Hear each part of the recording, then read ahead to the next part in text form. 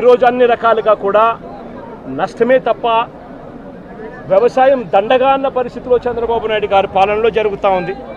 మళ్ళీ చంద్రబాబు నాయుడు గారి ప్రభుత్వం వచ్చింది, మళ్ళీ రైతుల కష్టాలు మళ్ళీ మొదలైపోయి.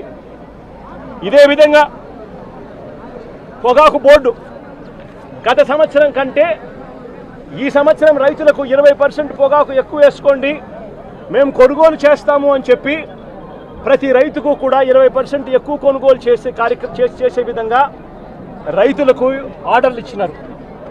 నేడు సంవత్సరం 36 ఎన్ని క్వింటాల్ పర్మిషన్ ఇచ్చినారు? బ్యారెన్కి ఎంత? 35 క్వింటాల్. నేడు సంవత్సరం 35 క్వింటాళ్లకు గత ప్రభుత్వం లాస్ట్ ఇయర్ పర్మిషన్ ఇస్తే ఈసారి 42.5 క్వింటాళ్లకు పర్మిషన్ వీళ్ళే ఇచ్చినారు కాబట్టి 20% అధికంగా అనుమతి వీళ్ళే ఇచ్చినారు కాబట్టి రైతులు సాగు విస్తీర్ణం పెంచినారు.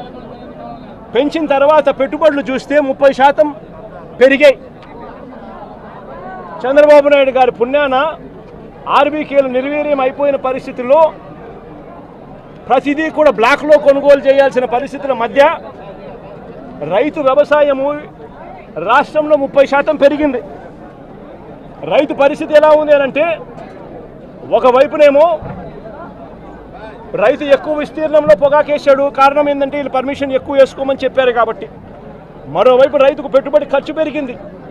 మరోవైపున చూస్తే రైతు వాతావరణం సహకరించక నేడు సంవత్సరం రైతు వేసిన పంటకు దిగుబడులు మామూలుగా 10 క్వింటాలు రావాల్సింది 8 క్వింటాల్లే వచ్చిన పరిస్థితి. మరి ఇలాంటి పరిస్థితుల్లో రైతులకు ఎక్కడైనా కూడా పొగాకుగా రేటు పెరగాలి.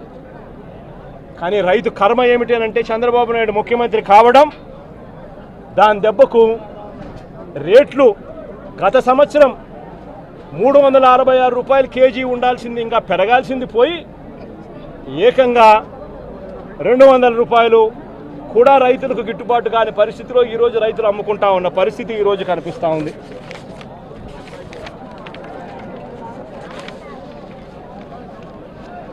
చంద్రబాబు గారి గత పాలనలో కూడా ఆయన ముఖ్యమంత్రిగా ఉన్నప్పుడు 2014 నుంచి 19 మధ్య ఆయన ముఖ్యమంత్రిగా ఉన్నప్పుడు కూడా ఇదే ప్రకాశం జిల్లాలోనే 6 మంది రైతులు ఆత్మహత్యలు చేసుకున్నారు.